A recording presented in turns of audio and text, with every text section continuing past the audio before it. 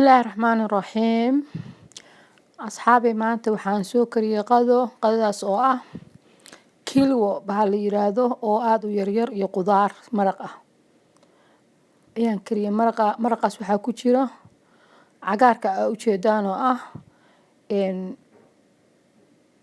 spinach maaha waxa weeyaan bahalka la yiraahdo sakuumo, yaanyo, mirooley, kabsar caleen, tuun, basal, barbarooni oo laba nooc ah ayaan isku daray. Waxaan dalacayaa marka suugadii ayaan dalacayaa laanjig maanta waa qado aad u wanaagsan oo cunto daawo ah oo loogu talagalay dadka maaragtay waaweyn iyo dadka sonkorta iyo waxaas qabo iyo dhiig karka. Aad ugu fiican tahay caloosha.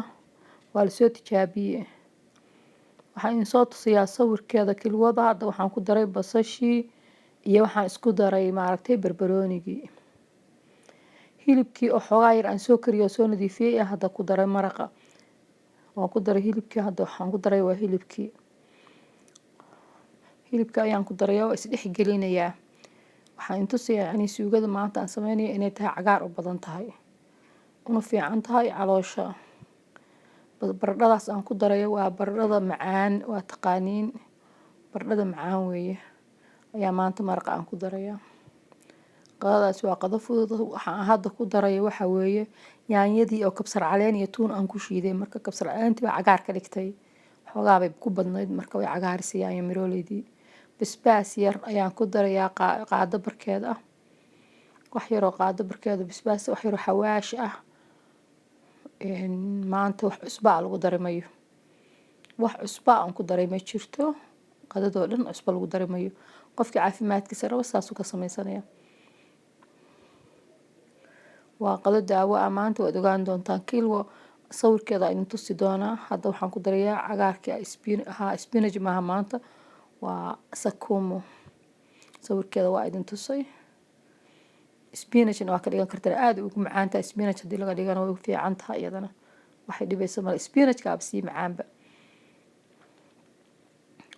Hadda waan daboolay waa kaas wax soo karayaa maraqii ayaan hagaajinayaa aan ugu talagalay qadada. Cusbana laguma darin la socda dadka caafimaadkooda rabo oo maaragtay dhiig karkiisa korta ayaa ugu talagalay qadadan maanta. Maraqii waan soo diyaariyay. Waa dhamaystirmay waa karsan yahay asxaabay.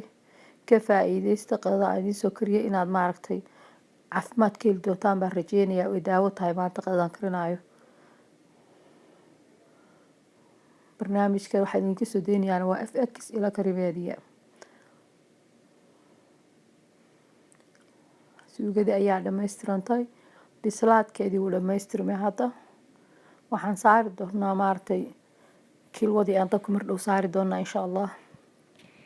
Waan saarnay biyihii ayaan hadda ku shubayaa 2 koob oo biyo ayaan ku shubay.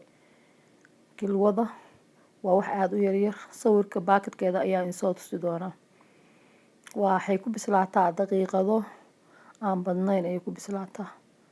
Waa ka kilwadu waa 1 koob iyo 2 koob biyo iyo 1 koob kilwa aan isku daray. Waxay ku bislaanaysaa dhaqso waqti ah oo ay ku bislaataa 10 daqiiqo ma dhamo. Qadadii waan diyaariyay hadda waa soo diyaariyay waxaan rabaa inay saartaan subscribe asxaabay subscribe ii saara share na ii dhaha nabadee.